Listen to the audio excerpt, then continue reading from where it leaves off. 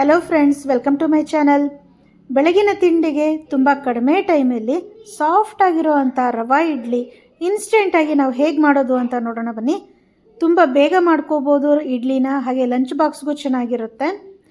ಇಲ್ಲಿ ಸ್ವಸ್ತಿಕ್ ಅವ್ರ ರವಾ ಇಡ್ಲಿ ಮಿಕ್ಸನ್ನು ತೊಗೊಂಡಿದ್ದೀನಿ. ಇದು ಅರ್ಧ kg ಪ್ಯಾಕೆಟ್ 2 ಪ್ಯಾಕ್ ಬರುತ್ತೆ.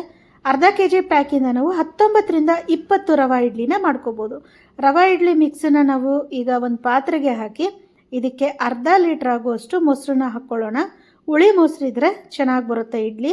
ಸ್ವಲ್ಪ ಇದಕ್ಕೆ ನೀರನ್ನು ಸೇರಿಸ್ಕೊಂಡು ಚೆನ್ನಾಗಿ ಈ ಥರ ಮಿಕ್ಸ್ ಮಾಡಿ ಇಟ್ಕೊಳ್ಳೋಣ.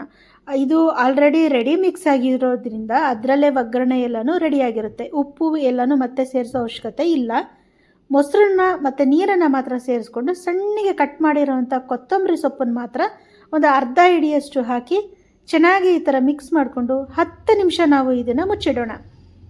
10 ನಿಮಿಷ ಆದಮೇಲೆ ಈ ಥರ ಸ್ವಲ್ಪ ಗಟ್ಟಿಯಾಗಿರುತ್ತೆ.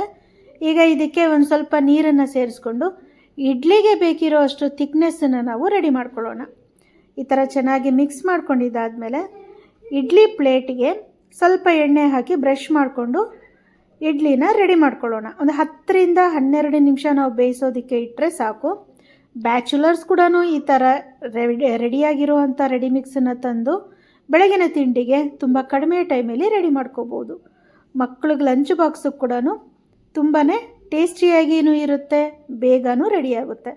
ಇಡ್ಲಿ ಪಾತ್ರೆಗೆ ಸ್ವಲ್ಪ ನೀರನ್ನು ಹಾಕಿ ನೀರು ಬಿಸಿ ಆದಮೇಲೆ ಈ ಥರ ಪ್ಲೇಟನ್ನೆಲ್ಲ ಜೋಡಿಸ್ಬಿಟ್ಟು ಮುಚ್ಚಳನ ಮುಚ್ಚಿ 10ರಿಂದ 12 ನಿಮಿಷ ಬೇಯಿಸೋದಕ್ಕೆ ಬಿಡೋಣ. ಅಲ್ಲಿವರೆಗೆ ನಾವು ಕೊಬ್ಬರಿ ಚಟ್ನಿ ಅಥವಾ ಕಡಲೆಬೀಜದ ಚಟ್ನಿ, ಟೊಮೆಟೊ ಚಟ್ನಿ, ಯಾವುದಾದ್ರೂ ನಿಮಗಿಷ್ಟವಾದ ಚಟ್ನಿನ ರೆಡಿ ಮಾಡ್ಕೋಬೋದು.